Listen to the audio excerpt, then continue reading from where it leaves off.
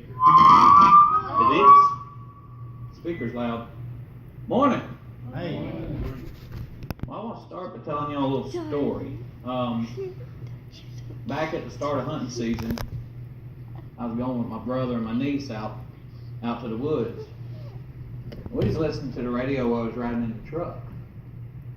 And we heard a song come on from our childhood, my childhood, my brother's childhood, that is. And we started singing. And I took the first verse, and I nailed it. I knew every word, got it right on time, knew everything about it. And we sang the chorus together, and my brother took the second verse, and he nailed it. He knew every word of that song. And we sang the chorus again. And we got quiet for that third verse. Nobody was singing in the truck. And we looked at each other. And we just picked it right back up at the chorus, and we ended the song, and we looked back at my niece, at his daughter, and said, "Where were you? Why didn't you pick up that third verse?" And she looked at us like we had done lost our minds, realized what she'd been looking at us that way the whole song. She said, "Daddy, Uncle James, I didn't know the song.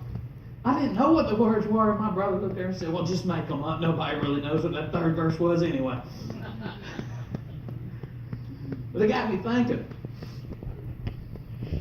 How often have we done that with the Word of God with our children? We know the Word. We've learned it. We've studied it. But have we passed it on to our kids? Do they know the words to God's song?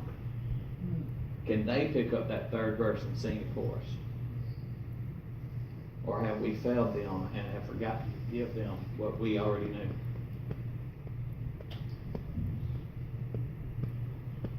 See, I think God knew that we'd do that.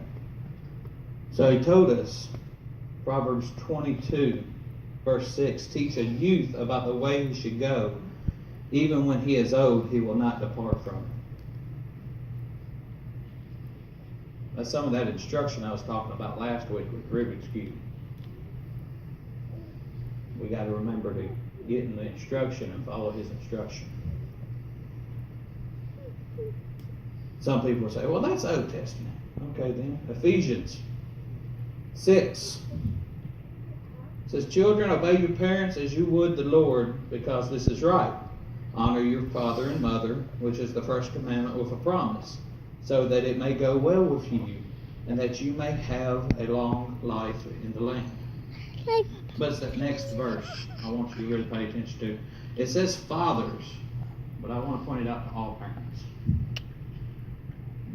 Don't stir up anger in your children, but bring them up in the training and instruction of the Lord. You see, last week I did the whole Rubik's Cube, and I told you about how important it was to learn the instructions, to follow what was given to us by our Creator. And this week I wanted to follow that up with this, is that we sing the song of the Lord every time we talk about what Jesus has done for us. Every time we read from his word and share it with others. Have we taught that song to our children? If not, you might want to think about that. Our children are singing a different song than us if we're not teaching them the song that we know.